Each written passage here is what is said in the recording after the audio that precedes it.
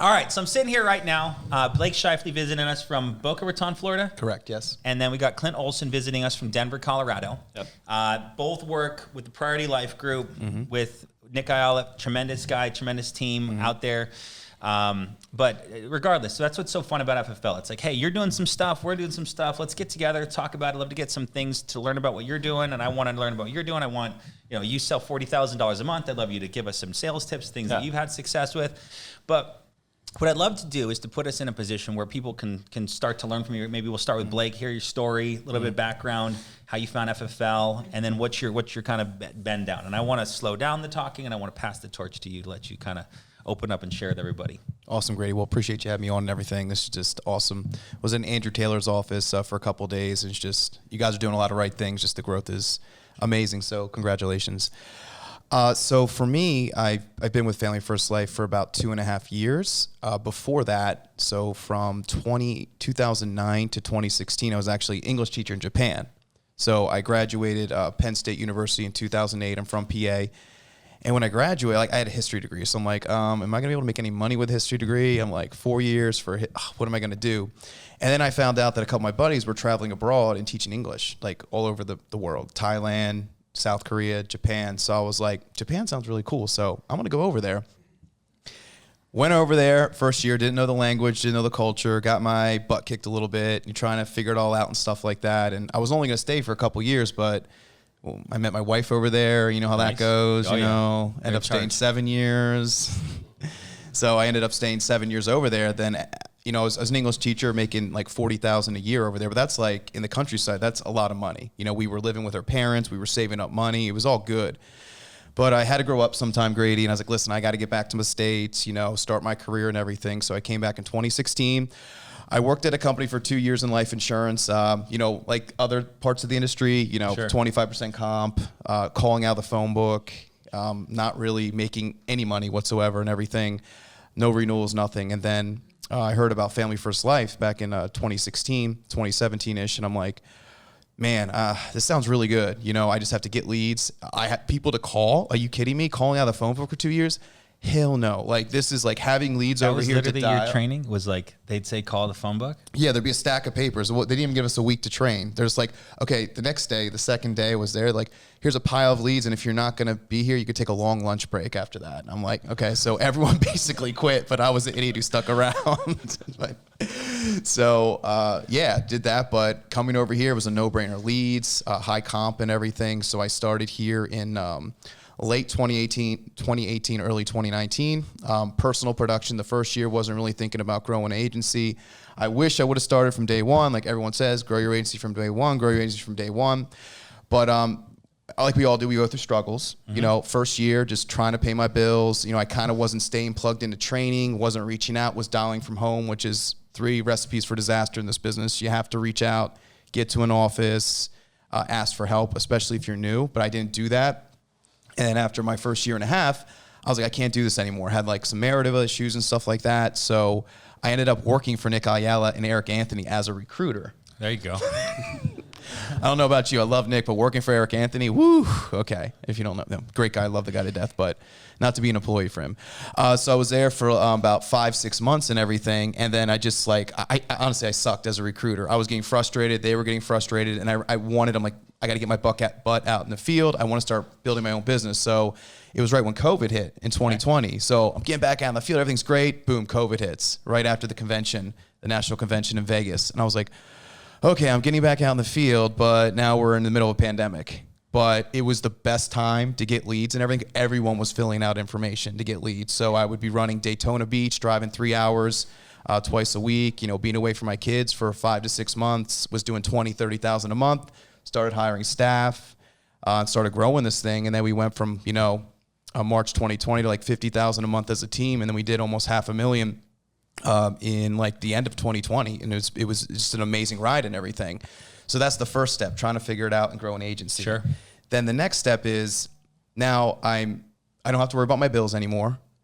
Then I became complacent, meaning everyone wants to, kind of get out of the field, which you should never get out of the field until you're integrity partner. That's what Sean says. You got to always lead from the front and everything. This is the lesson that I learned, that, money's great and everything, but I got out of the field and the team was basically stagnant for like 5 or 6 months. And that was like my second level of frustration. I'm like, besides being on the field, was trying to grow this damn thing. You know what I mean? And when you're growing, it's all fun and games. And then when you're not growing, you're like, what am I doing wrong? I have to be doing something wrong and everything. So that's one of the parts why coming over to the West Coast, just seeing what you guys are doing and everything. But that's basically it, just trying to figure this thing out and everything. But I'm so blessed about this opportunity, making the income you can make on the personal production, the team production side is just amazing. So just trying to figure this thing out, like y'all, whether you're new, you've been around for a while. I'm just trying to, get better every single day and get it from there. Well, it's good. You're saying you're almost, you sound frustrated. You said you're frustrated for a second there. But the cool thing is like, hey, I'm frustrated at like $400,000 a month. Right. I know. Right. That's like, let's have some perspective. No, I mean, it's okay. It's like we're stuck at $4 million a month. I'm furious. Like I'm like, wake up, frustrated, go to bed, frustrated, happy, pleased, grateful, frustrated, right? Yeah. So it's the same. Anyone can get stuck at any level. But the thought though is to think about, the position that you've built, and almost this is like a message for everybody who's here selling with us. And your family loves how much you sell, right? The appreciation of you selling here is reciprocated by multiple people. The clients you serve, your family you're putting income in, the carriers you're bringing business to, all good. The thing, though, you need to understand, though, is that life can happen, and life can happen, and something can happen, and you can be put in a position where maybe you can't run appointments, and maybe you can't be out in the field for 30 appointments a week and sitting with 20 and closing 10 and depositing $10,000 a week and being in an incredibly financial, fruitful position. Because there's two ways we make money in life. One is talent, one is leverage. And the leverage that you've built with your business is something to be respected and proud of. The talent you have as a producer is something you're going to bring back out. But the thing is, if you're only a talented producer and you've not leveraged yourself with building a business, you're now vulnerable. The worst thing you want to do is get your life accustomed to a $20,000, $30,000 a month lifestyle, and then something happens with your home life, something happens, something out of your control, and you cannot now not go produce. So the thought process of hiring from day one isn't the company's benefit. It is to the agent's benefit, but it's to your benefit to insulate yourself and to build something around you that you've built protectionary measures that God forbid something happens and you can't go run appointments. And you now still have an income stream because you were a good enough producer to recruit people, to train them, and now you take that 5% you make in overrides because you put them in a really good position, and now you can still pay your bills. That's the bigger message. So be proud of what you created. Are we disenchanted about our lack of growth? Of course. A lot of self-reflection. We'll kind of dig into your business later today. We'll look at some things, but the bigger thing is to be, it's always proud but not satisfied. Proud but not satisfied. Good job, Hayden. Good job. Guess what? Hayden wrote 42,000 this week. Guess what he's probably doing right now? Dialing the phone. Guess what Caitlin Blackburn's doing right now? She's probably listening to this call, I hope. Or not. You do it, Caitlin, you do whatever you want. Like, I'm not going to mess with you at all. But she's definitely focused on continuing to go. And that's where you get in this cycle of, you get out of the cycle of complacency and you get in the cycle of creation and accomplishment. And you start to go to bed each night proud of what you've done instead of focused on the lack, right? And so, for you, good job, 400,000, but your goals are 1 million and beyond, and 2 million and beyond. So, thank you for sharing. I appreciate that. You got it, man. So, Clint, hi, welcome. Happy to have you here, bro. Yeah, thank you for having me. Hey, good to be here. So, you're from Denver, and I'm actually from Phoenix. You're from Phoenix. Well, I live in Denver.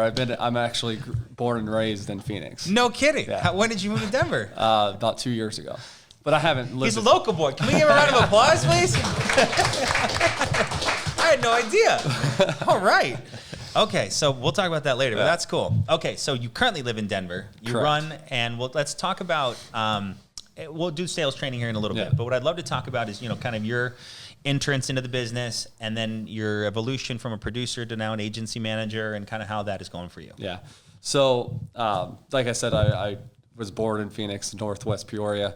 But I haven't lived here since I was like 18. But I left as soon as I graduated high school. I went into the military, moved to California, came back, didn't really know what to do, so did what everyone thought they had to do, is go to college. Sure. Right. So I started going to college around like 23. Went and got 2 degrees and stayed in 7 years in Flagstaff at Northern Arizona University. Lumberjacks. Yeah, right. I was a lumberjack. Nice. You're like my brother. So graduated college with 2 degrees that I didn't even really know if I wanted to do anything progress into a career with. I got a job at Verizon. I actually really enjoyed Verizon. I worked at Sprint during college, but then I got a job at corporate Verizon selling. And the thing about that was I was wanting to get out of Flagstaff and I wanted to move to Denver. Like I had every intention on moving to Denver. But the issue that I had was I was living that corporate life. I was making really good money. I had benefits. I had time off, PTO, like all this sick time. And I knew I just didn't really want to do that anymore. I wanted something more. I come from a family that two of my uncles and my father all own their own businesses. And so that's what I always knew that I wanted to do something more. I didn't want to work for somebody else. And I actually quit my job. I wasn't even really looking. I applied to his ad on I think it was like Indeed or something. And yeah. 2 or 3 months before I was even planning on moving to Denver. Got it. And he's like, hey, this is what we do. If I told you to dial the phones for 8 hours a day, twice a week to make $250,000, would he do it? And I remember that question. That was your recruiting pitch? Hey, everything works a little bit. Yeah, I was like, yeah. He was all for it. And you know what? I thank Blake for kind of sticking with me because I knew that I wasn't going to get into it until I moved to Denver. And it took me a good 2 months, 2.5 months to actually get to Denver. And then once I got to Denver, I got my license and got into it. I mean, he could have easily just been like, just kind of gave up on me. Got it. Right. But I was staying in contact with him. And I'm thankful every day that he was there for me when I actually got there, and I kind of took my time. Right. It's awesome. So my first month in the business was September of 2019. Hold on. How did he stay in contact with you? So what happened? Was he calling you every day? Was he texting you every day? Like what was the check-in process? We had like a pretty good communication. He knew I was moving. Okay. Every week or so, once a week. Hey, how's it going? Yeah. Yeah. Ultimately. Got it. I believe I even told him, I was like, dude, like I'm planning on doing this. I just need time to get to Denver. Right.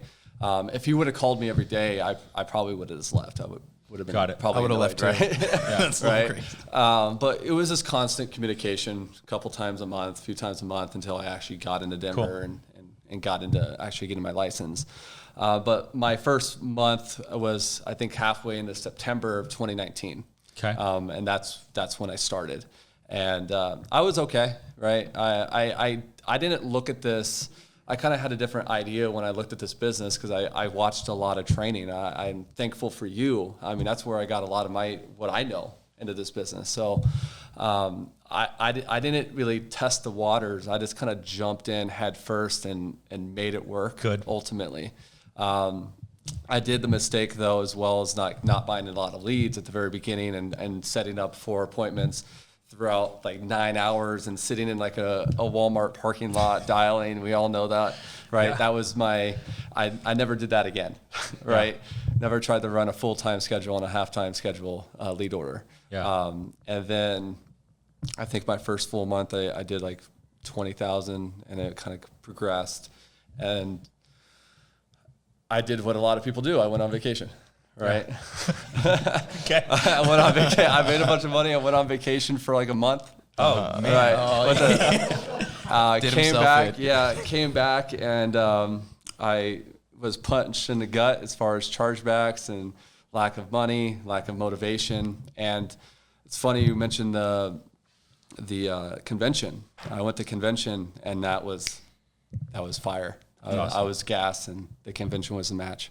Ultimately, and then I just took off. You did like 70,000 that month, right? Yeah, I was doing like 25, 30,000, and then the month of March after convention, I did like 65, 70,000. What did you what top 3 things, 2 things lead? What was it skill growth, faith? I think it was just being around that type of people and seeing the drive and the motivation that that Family First Life has to offer, and truly believing that I can do it, right? Going to convention and seeing that it's normal people, they're not special, making a ton of money. The only thing that was holding me back was the fact of what am I capable of doing, right? And that's what just kind of, that's what started off. So right now, if I do 20, 30,000, I know it's kind of a bad month. I didn't work hard, right? Isn't that crazy? Right. Could you do me a favor? Will you talk about that, like your experience around the people you worked with at your previous company? We don't have to keep saying their name, but the company you worked at, versus the type of people that you now are around at FFL. Like a lot of people don't understand that like you said, you got almost invigorated by going to convention because they're like, these are my people, right? Yeah. I think a lot of times people can't fathom the different kind of, it's almost like blood we have here. Yeah, I think it kind of goes back into the military. The reason I never really conformed in military was they didn't really teach you to think for yourself, right? Everything is handed to you, right? The same thing about the corporate world is you'll get paid this amount of money, you have to be here at this time, you get to leave at this time, you get these benefits, and I was never like that. I want to be able to make my own decisions. So like when I went to convention, it was more about, no, this is my business, not this is my job. There's a difference, right? This is my hobby. Is this like somebody, this is my job. When I hear this is my job, it's like, oh, well, I'm required to do this, right? When I hear this is my business, this is what I choose to do. Yeah. And that was kind of, that's how I related to it.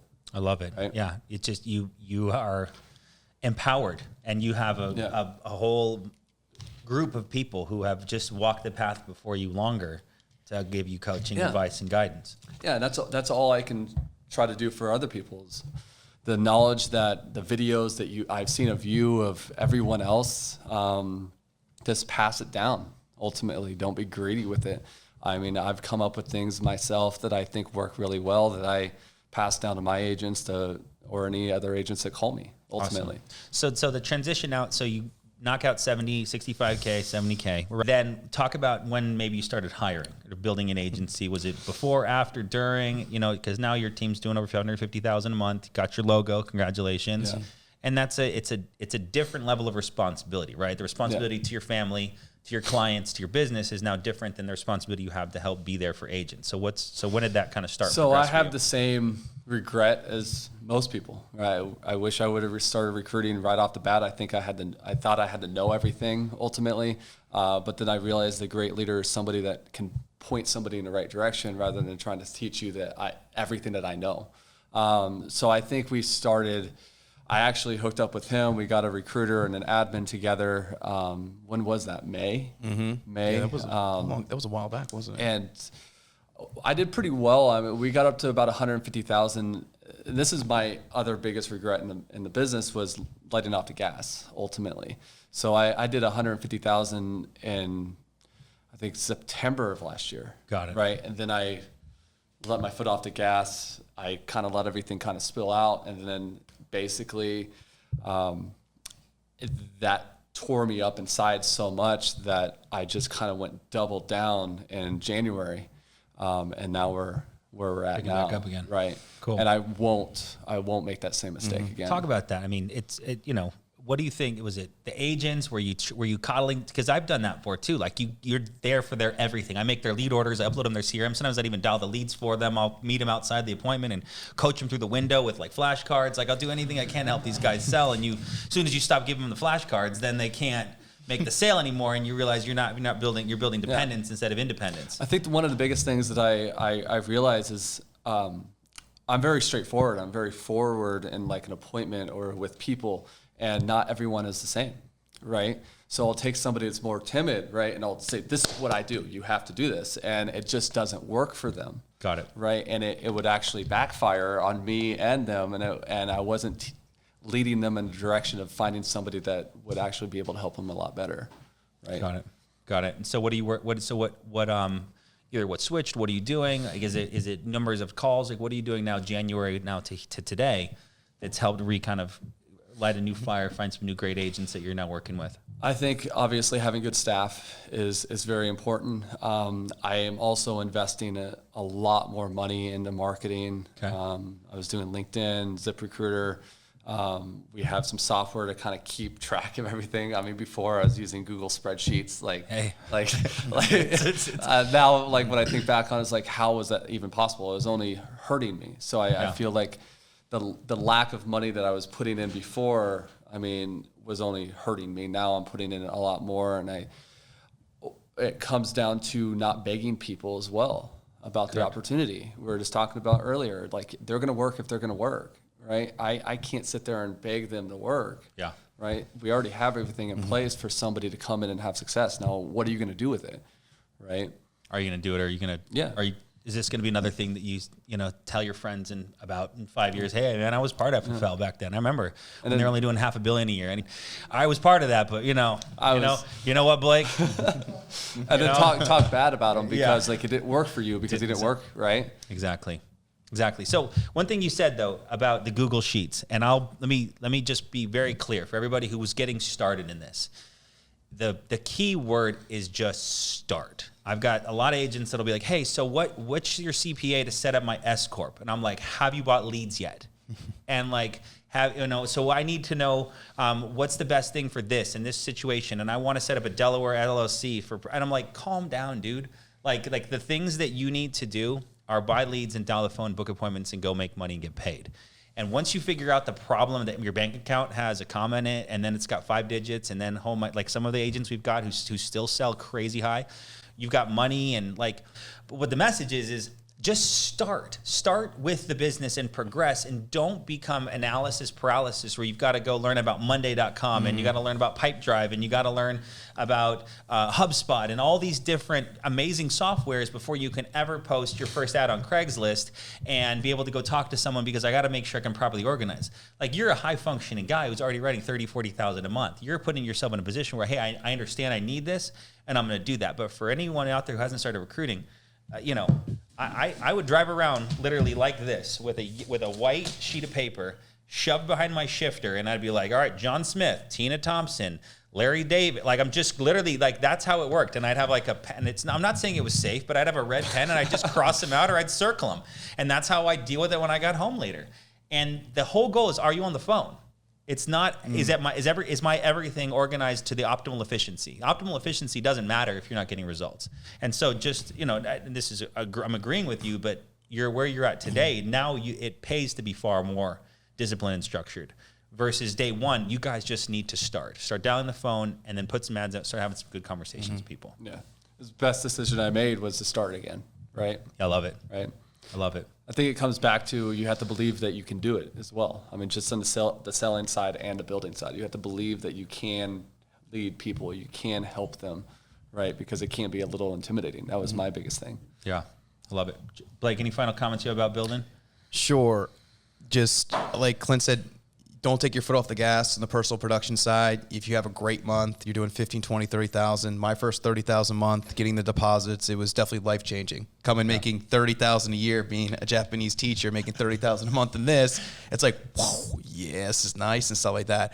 But then don't get complacent, guys. Just keep your back's got to be against the wall every single day, especially if you're new. Like first 90 days, you're in boot camp. Like, you have to just give it your all and just keep pushing. Start every week with a 0.